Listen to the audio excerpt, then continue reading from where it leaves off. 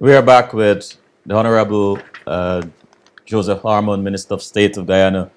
Minister Harmon, a quick question. Why is it important to you for citizens to have the audacity to hope and believe in themselves?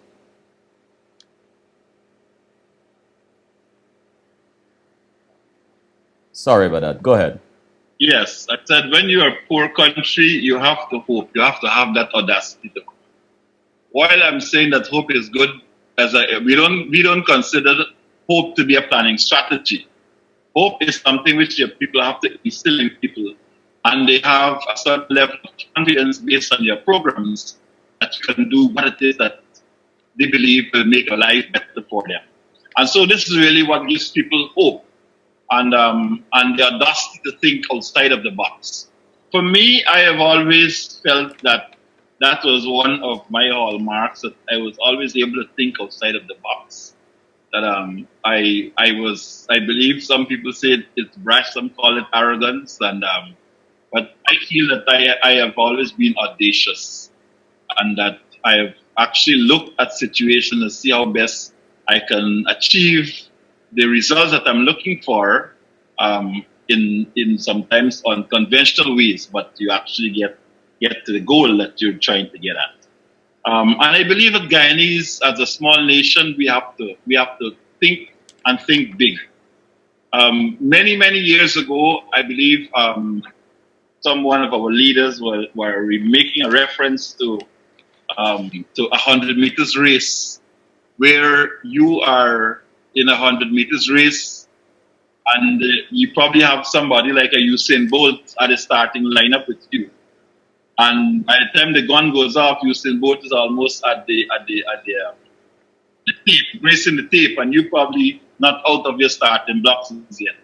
But if you really want to get to that tape at the same time with a Usain Bolt in 100 meters race, you have to get up much early out of the blocks, and you have to be there almost by the time the gun goes.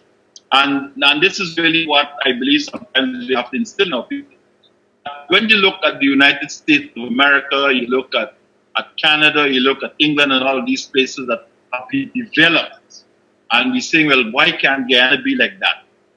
It is that we have to get to understand that we have to work harder. We have to get up earlier to achieve the things that we want to achieve, that they can get up later on to do, because they have been trained, they've practiced, they're well rehearsed, and they have all of the resources to do so. So sometimes people make this I believe this comparison between how it is done in the United States and how it is done here in Guyana.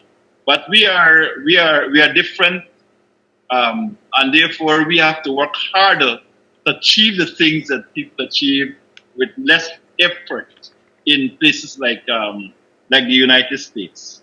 And so I think that as a nation, we have to understand these issues. We have to understand that where we are now, we've always been touted as a country of potential.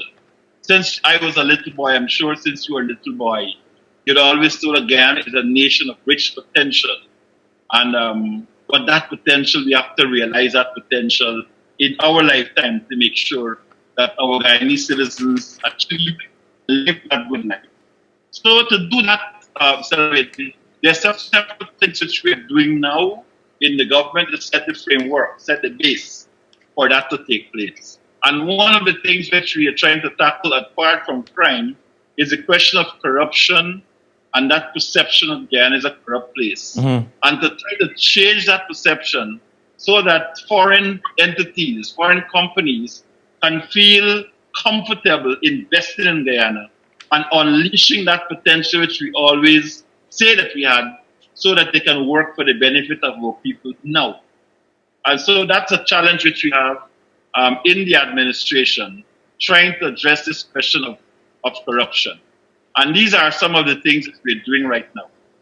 When we look at it, we felt that if you were to have a well managed, efficient public service that you can depend upon, then I believe that you can establish the basis for foreign companies want to come into a country and to invest in an environment that is efficient, that is clear on how things are to be done. And sometimes we look at the as an example of what happened in Singapore, and I've spoken to this several times about the conditions which existed in Singapore. In 1965, Singapore became independent. 1 year before Guyana became independent. And last year they celebrated 50 years as an independent state. And in that 50 years, Singapore moved from a third world to first world country and is now considered to be one of the Asian giants. In the meantime, Guyana, with even much more resources than Singapore, that we are still languishing in a third world state, status of nature. And we believe that if you were to look at what happened there, how Singapore was able to change things, it was because what they decided to do was that they were going to invest in their people. They were going to invest in a very strong and powerful public service that can deal with investment, that can understand what it means to be efficient, and so drive the changes that were going to occur in the economy. This is something that we're doing, and the president has announced that we're going to establish a public service staff college in which public servants will enter before they become actual public servants, that they will get to come into this college and be trained for at least 1 year of actual academic work as well as practical attachment to various ministries in the government. The intention is that over the next 5 years or so, to train about 500 or so fresh public servants who would have gone through that serious period of training that will basically bring them to a level of understanding of all of Guyana. We believe that if we were to develop this country, that we cannot develop it in a haphazard way, that we cannot develop one part of Guyana and then leave the other part languishing as if they are still in the 1960s. So what the president, the idea that the president has is an idea of one Guyana, in which the services that you provide is a service across the board. If you're at Lethem, if you're at Mabarumo, if you're at Bartica, you're at Linden, you're at New Amsterdam, you're in Georgetown, you get the same quality of public service all across the country. And we believe that if we were to change the way in which public service is delivered to the people of this country and to investors, that will go a far way in trying to break the back of corruption, which is something that is a perception and is out there about Guyana. Minister Harmon, recently, 3 weeks ago, I started on my Sunday afternoon program a series of conversations, discussions actually, bringing Guyanese of various ethnicities together and including women to discuss Guyana at 50, its crossroads, and on its crossroads, where are we heading, how do we plan to get there, and also Guyana and its diaspora. And some very interesting dialogue or discussions points came out. One of which, and I'm glad you mentioned Singapore, and this happened even last Sunday, and the segment with the men, which included Nigel Hughes, Neil Jones, Rod Westmus, and I forgot, I'm drawing a blank on the fourth person, and Kojo Paris, sorry. And one of the things they were saying is that about Project Guyana, the need for a clear visioning of what exactly Project Guyana really is, and the need for clarity of purpose. That same clarity of purpose which drove Singapore to such success seems to be missing. And the question is, if there's a national plan, a clear set of long-term objectives, be they include agriculture, education, health, technology, to move Guyana forward, are you in a position to share any such objectives with us? Well, Selvin, first let me say that you had a distinguished panel of Guyanese gentlemen there, all of whom I know personally, and I do respect their capacity, intellectual and otherwise. They were a distinguished group. I can say also to you that the question of developing a strategy, a long-term strategy for the development of Guyana, it has to be a work in progress. We are taking small steps at a time. And we recognize that the environment in which we live, we have to address that. We have to address the security of the state, not just the security of the citizens, but security of Guyana as a whole. As you know, we've got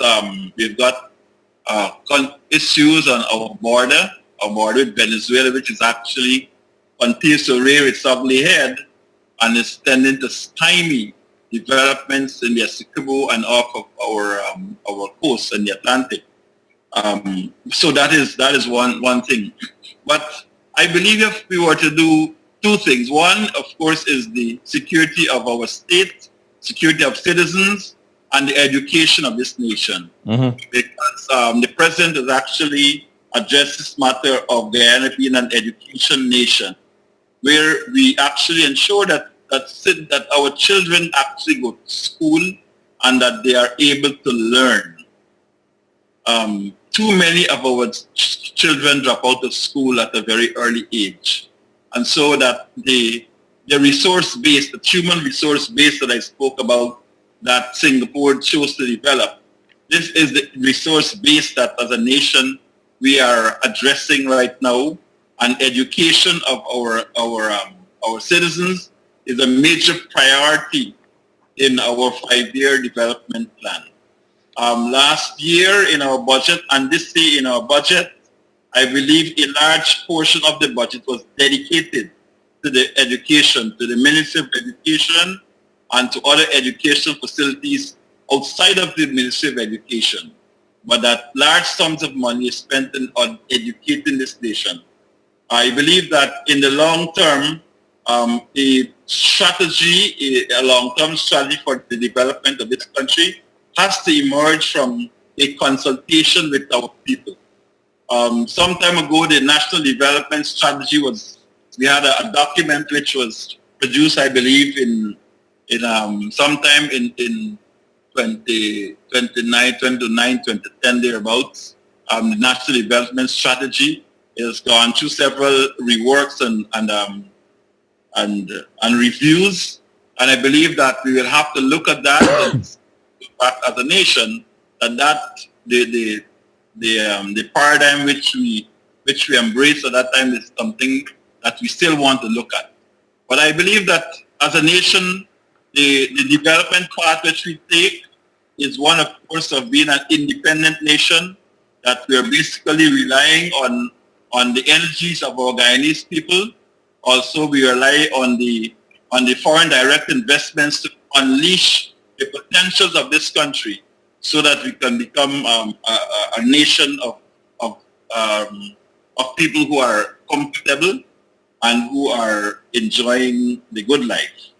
So in a sense, what I can say to you, it is that is the trajectory which we have.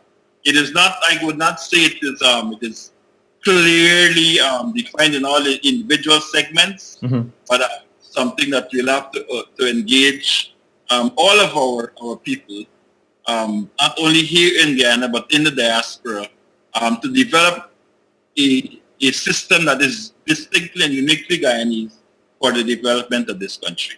You mentioned Asia, and I think of Malaysia, and I think of Taiwan, and here in this hemisphere, Chile, that are doing aggressive development and so on.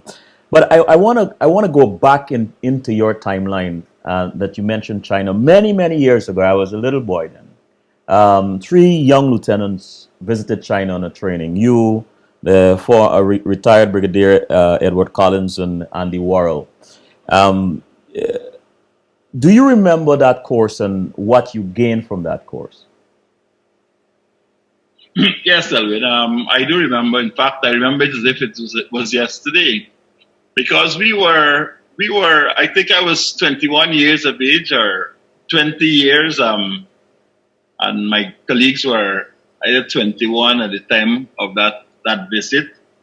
It was the first time that military officers were actually going to China, after a conversation and a meeting between President Burnham at that time and President Mao Zedong of China. We went not knowing exactly really what we were going to face, because at that time, there's not much was known about China in this part of the world. But Guyana, being the sort of audacious country we were, decided as one of the first countries in this region to recognize China and to establish diplomatic relations with that country. We were some of the first military officers to go to China and to experience what communist China at that time was. And it was really, in fact, an experience for us. And different system of government work, and the army function within that system of government. Today, of course, we spent almost 9 months in China, visiting provinces, and the system of agriculture, the communities which were developed by the Chinese Liberation Army. Now, that experience came from China, which we gained from China. We brought that back to, and it basically made us more aware of our environment and our circumstances. Today, I am, as the Minister of State, I have part of my duties to interact with several Chinese companies and businesses that come to, and the experience I have now looking at the developments in China, it will seem that that's a totally different country altogether than when I visited in 1960. Yeah, I'm so glad that you made that point, because that was going to be my next question. How have your views changed from a young lieutenant to now in the position that you now hold as Minister of State? But another personal question. You are an attorney by training. What do you miss from the private sector? That's a nice one, Selwyn.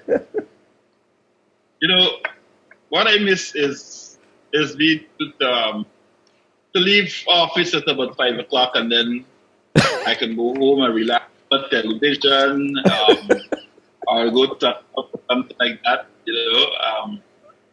In this job, there's no you don't have working hours. A friend of mine tells me we work from 8 until 8. And you recognize I'm still at my desk in my office doing this interview. And I came in here from 7 o'clock this morning, and all day we had meetings. My day starts at about 7, and it goes until about 9, 10 o'clock at night. Oh my gosh. And that is regular. But sometimes, of course, you get the satisfaction, though, Selwyn, of knowing that what you're doing, you're changing the lives of people for the better. Mm-hmm. That people are telling you things, you are listening to them, you are telling them things. It's a dynamic environment, and you never can get bored, right? You probably get tired, but you never get bored, because things are always happening. And in a small country like this, things are always happening, things are always being said. So irrespective of what you say, sometimes people chastise you for what you did say, or sometimes chastise you for what you didn't say. But all in all, I love my Guyanese people. I love my Guyanese people no matter where they are. And I embrace them, all my brothers and sisters in this country of ours. We have a beautiful country. And I will live no other place other than Guyana, I'll tell you that. Mm. I love this country, and I would like to see, when I reach the time to retire, that I can retire and I look back and I see, well, look, this is what we have done, and that this is a beautiful country to live in. I would like to see all of my children, my grandchildren, all come back to Guyana and say, well, look, this is really where I want to live. And happily, I'm getting that kind of signal from some of my daughters who reside in the United States that they're thinking about coming back home, and that's a good feeling for me. I think it is one satisfaction which I have here in this office that you find you're hearing from people who would have left Guyana many years ago and never think about coming back.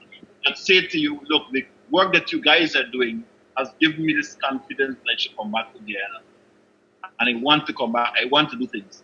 Every single day I get letters, I get email from people who are offering to come back to Guyana to do things. And I believe that this is a time in our lives that must be cherished, because we have people now who are willing to come back home to bring their skills, bring their talent, bring their investment to develop this country. Mm-hmm. I think, as I said to you, we have a beautiful country, we have beautiful people, we have our differences here now and then, but by and large, I think we are a cohesive country, which we can work a little bit more on, but I think that we have a beautiful country and I love it. I love my people, and that is what drives me to work in town. Mr. Harmon, by your own admission, you're a man of faith and an incredible belief. But after taking this office, in your quiet moments, what are some things you discovered about yourself that you didn't know you had before, that you realized was necessary or are necessary to help you through the day? As I said to you, Selwyn, the first is that I didn't know this, but I recognize that you have to have the divine hand. You have to have a relationship with God. Yeah. Drive you for the entire day. And every time, sometimes in the course of the day, when you want to doubt yourself about something, you refer back to that base, and you can't go wrong. So that's the first thing. Secondly, I have discovered that there are different types of people who have different points of view, and that if you listen long enough, that you will get to a point where you have concurrence of view. Sometimes I believe we are impatient with people, that we do not give a person enough time to develop the thought, develop the idea that they have, so that you can actually come to a point where you said, our ideas converge at this very possibility. And it is that patience with God. And that is what I've discovered, that I can listen more, that I am able to arrive at conclusions much quicker because I listen and I get a sense of what people want to say. So this is something that I believe that's important for all political leaders. That ability to listen and to give the other person an opportunity to complete the ideas or complete the topics they have. And sometimes when you do that, you discover that differences which you perceive like this at the beginning of your conversation are narrowed significantly because you were able to listen and you're able to share your ideas with the others. When are you most happy? I'm very happy now talking to you, Selin. I mean, you've been trying to get me on this for some time, and it's always has to be postponed for one reason or the other. But I'm happiest when I'm able to communicate with the people that I talk. Mm-hmm. I'm happiest in those moments where I am able to converse, where I'm able to have a conversation with them without having to believe or feel that I need to see this guy. So I am happiest when I'm able to communicate. And there's another thing that I've learned, that if you have to communicate, you can be doing a wonderful job, but if people don't know what you're doing, it's as if you're doing nothing. Yes. So you have to communicate, and this is what I'm happy for this conversation. I know I'm communicating with the world because the world watches your program and the world listens to you. This is why I'm happy to share at least 1 hour of my time with you, and to at least share my private thoughts and my inner views, which I hold most dear to myself, with you and with the people who listen. I'm humbled and most grateful. If you could go back in time, what would you tell that 16-year-old boy? Stick to your dream. Mm-hmm. Dream. I said, the only thing that is worse than a dream is having no dream at all. That if you want to achieve something in life, you have to work. What are you most thankful for? This is what my grandmother told me to tell me, right? You have to work, that you do not get, manna doesn't fall from the sky. That if you want to achieve anything, you have to work. And this is what I always tell people when I go to them. In fact, last week, Saturday, I was at a place called on the east bank of Barbados at Sisters, and we had a meeting there, and I was saying to some people, they came to the president and they were talking to me about things they wanted in the village. I said, you know what? I said, God help those who help themselves. And as a government, we are here to help you, but you also have to help yourself. Because if you want things to be get done, you have to work. Yes. And basically what we want to do is to put this nation to work. All of the people who are liming the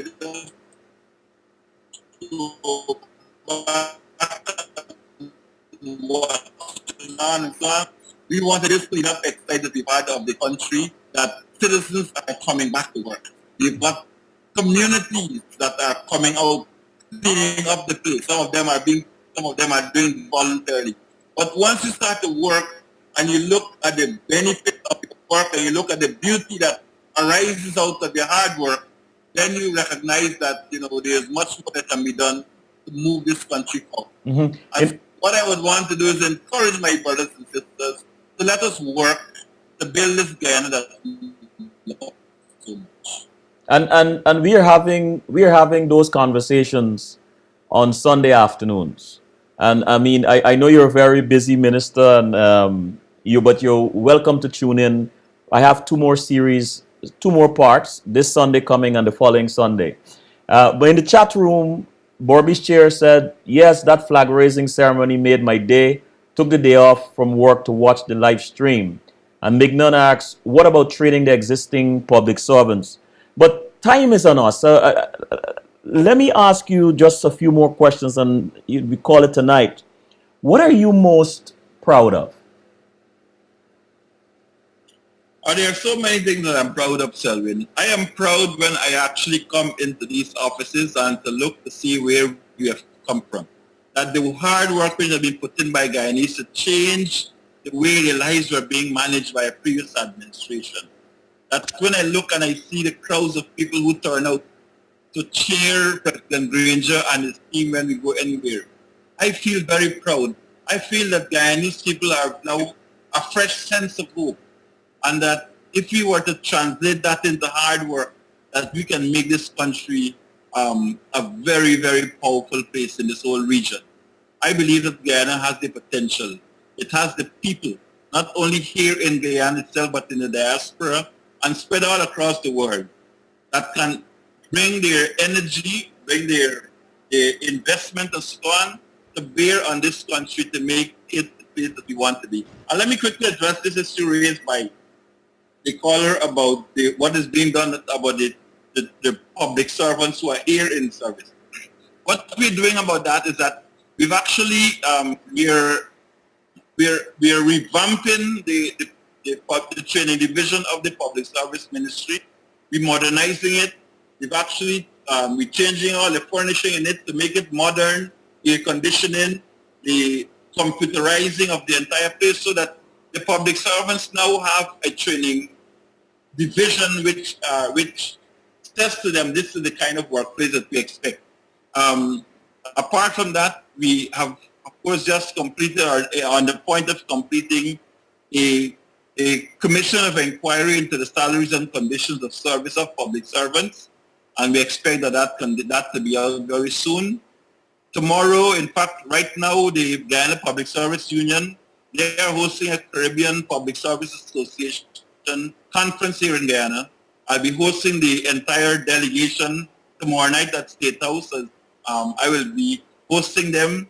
And I want to say that we, as the employers of the public servants in the government, that we want to always have a very good working relation with the public servants. And we believe that a happy worker is a good worker. And if we ensure that the conditions of service, that they're well paid, they're well trained, and that they perform well, I think that we'll have a great country in which we live. Minister Harmon, I'm sorry, just one more question from the same person. Guyanese are willing to go back home, but do you have positions or jobs for them to do, work that will stimulate them? And oh my gosh, and hold on, let me just throw in the other one that just came in, Gavin Clark. Yes, we are very proud of what the Honorable Minister and the new government is doing, moving the country forward. Okay, that's a statement. The question is, do we have jobs or positions for Guyanese who are willing to come back? Well, Selwyn, It's a loaded question. no, it's a good question because I'll tell you this. In December, we have, December is the time many people come back home from abroad and so on to spend. And I was able to host a group of young Guyanese who are at universities abroad, all across the region, all in the United States, Canada, England, and so on. And we had a conversation with them. And I said to them, Guyana is the place for you. We are setting the groundwork, and it's for you to use your talent and your skills and everything to come back here and make this a better place. That I don't have to provide a job for you. I will provide the environment within which you can utilize your energies and your skills to make a living in this country. There's so many things which are to be done, which can be done here in Guyana, that you don't have to come to look for a job. Guyana itself is the job. And therefore, I am inviting you to examine Guyana, to examine what needs to be done. You can compare what we have here with the conditions under which you live and see the difference and see what you can do to make that happen. So while I invite you, I cannot say that I have a job for everybody, but what we can do is together work to create employment for ourselves. We want to create a nation also of entrepreneurs who actually don't look for a job, but create jobs, create employment for themselves and for people. And we give them that regulatory environment, the security environment, which makes it safe for them to invest and for them to be wealthy. Last question. What makes you laugh out loud?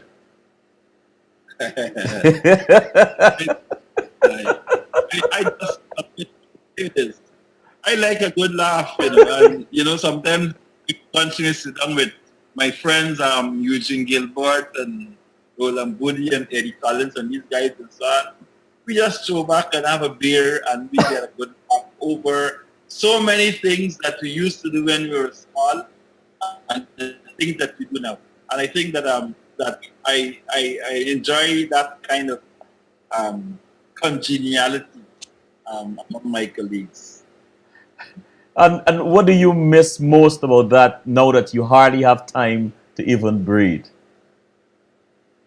I miss the freedom. I miss the freedom to do the things that I like to do, but I have no regrets about what I'm doing now. Duty calls. Duty calls. I love what I do.